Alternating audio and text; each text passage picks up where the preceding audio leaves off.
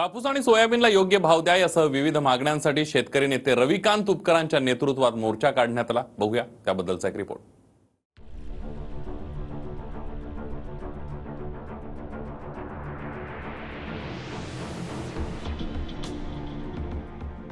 Soybean आणि कापसाच्या भावासाठी नागपूर विधान भवनावर निघालेला मोर्चा अडवला गेला। शेतकरी नेते रविकांत तुपकरांनी सरकारवरच खोटेपणाचा आरोप करत निषेध केला। 15 दिवसांपूर्वी आम्हाला सरकारनं निर्णयाचं आश्वासन दिलं होतं, मात्र ते न पाळल्यानं विधान भवनावर मोर्चा धडकणार होता, पण त्याआधीच पोलिसांनी मोर्चेकऱ्यांना रोखलं।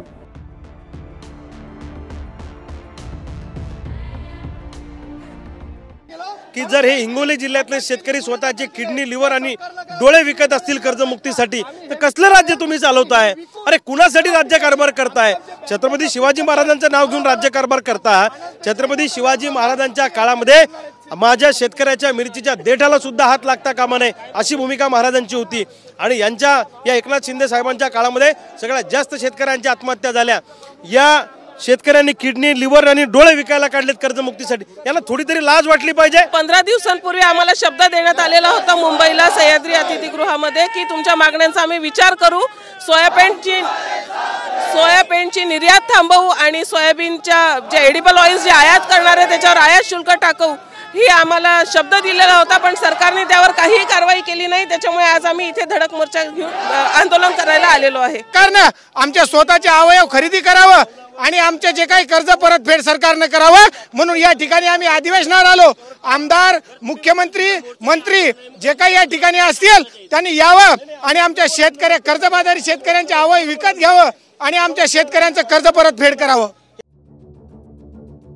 कापूस आणि सोयाबीनच्या प्रश्नाबरोबरच दुसरीकडे कांदा निर्यात बंदीचा प्रश्न कायम आहे। अर्थमंत्री अजित पवारांनी गेल्या आठवड्यात त्याबद्दल दिल्लीतून सकारात्मक निर्णयाचं आश्वासन दिलं होतं, मात्र त्याला आता 9 दिवस उलटले आहेत, पण अजित पवारांचा दिल्ली दौरा झालेला नाही। स्वतः अमित भाईंनी सांगितलं मी मार्ग काढतो, उद्या आणि परवा त्याच्यात मार्ग निघतो, नाही त्याच्यात मार्ग निघतो, एक मिनिट त्याच्यात मार्ग निघतोय का बघतो, नाहीतर आम्ही सोमवारी तिथं जाऊन हा मार्ग काढू। ह्या सगळ्याच्या संदर्भात चर्चा करायची आम्हा लोकांची तयारी आहे। तुम्ही सांगतो 2000 मध्ये सोयाबीनचे भाव 4500 होते आणि 2023 मध्ये दादा सोयाबीनचे भाव 4500 आहे। कापूस 10,000 प्रति क्विंटल वर गेला होता, आता 6,000 वर गेला। म्हणजे वाढले पाहिजे या सगळ्याच्या मध्ये सगळे खर्च वाढले, पण आमचे भाव कमी झाले। अध्यक्ष महोदय, शुक्रमानात तुम्हाला लोक फिरू देतं, कारण तुम्ही आम्ही सगळ्या पक्षानं सगळ्या लोकांना जातीत गुंतून ठेवलं, धर्मात गुंतून ठेवलं। तर आता मोदीजींना म्हटलं होतं make in India, made in India. मग make in India, made in India मध्ये कांदा बसत नाही का अध्यक्ष महोदय? ही घोषणा कांद्यासाठी का लागू नाही होत अध्यक्ष महोदय? मग आमच्या भारतातला सगळा बाहेर कसं जाता येईल, आम्ही मोठ्या मोठ्या गोष्टी करायच्या, पण कांद्याला मात्र निर्यात बंदी करायची का? माननीय पवार साहेब देखील केंद्रीय कृषी मंत्री होते आणि ते केंद्रीय कृषी मंत्री असताना देखील 2 वेळा हा निर्णय घेण्यात आला आणि अशा प्रकारे निर्यात बंदी लावण्यात आली। शेवटी आपल्याला आपल्या देशातल्या कन्झ्युमरचं बघायचं आहे की विदेशातल्या कन्झ्युमरचं बघायचं आहे? माहितीनुसार निर्यात बंदीमुळे कांदा उत्पादकांना 150 कोटींहून अधिक रुपयांचा तोटा झाला, कारण निर्यात बंदीच्या निर्णयानंतर कांद्याचा भाव अंदाजे 1500 रुपयांनी घसरला। गेल्या आठवड्यात बच्चू कडूंनी कांदा, कापूस आणि सोयाबीनचा मुद्दा सभागृहात मांडला, ज्यात गेल्या 2 दशकात शेतमालाचे भाव वाढले नाहीत, मात्र बियाणे, खतांचे भाव दुपटीहून अधिक झाल्याकडे त्यांनी लक्ष वेधलं होतं। बच्चू कडूंनी दावा केला की 2000 सालात सोयाबीनचा भाव 4500 होता आणि 2003 मध्ये सुद्धा सरासरी तितकाच भाव आहे। संत्रा आणि कापसाचीही तीच गत आहे। उलट कापसाचे भाव कमी झाल्याचंही बच्चू कडूंनी म्हटलं होतं। जर शेतकऱ्यांना आज सोयाबीनला भाव नाही, कापसाला भाव नाही, शेतकरी कर्जबाजारी झालेला आहे, मात्र सरकारला शेतकऱ्यांकडे लक्ष द्यायला तयार नाही। थातूर मातूर घोषणा करायच्या आणि शेतकऱ्यांच्या तोंडाला पाणी पुसण्याचं काम या शिंदे सरकारने केलेलं आहे।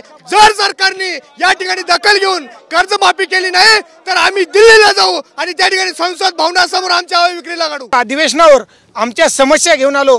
खरं तर महाराष्ट्राच्या मुख्यमंत्र्यांनी शेतकऱ्यासोबत चर्चा करायला पाहिजे होती, कारण महाराष्ट्राचे मुख्यमंत्री वारंवार सांगतात की आम्ही महाराष्ट्र हा शेतकरी आत्महत्या मुक्त करतो, परंतु शेतकऱ्याच्या प्रश्नावर महाराष्ट्राचे मुख्यमंत्री बोलले नाहीत। इथं जेव्हा ते आमचे शिष्टमंडळाचे लोक आले, कृषी मंत्र्यांनी जर अवयव विक्रीला काढलेले असतील तर मी माझी 5 एकर शेती विकून त्यांचा अवयव घ्यायला तयार आहे। उमेश पारिकसह विवेक गावंडे, TV9 मराठी, नागपूर।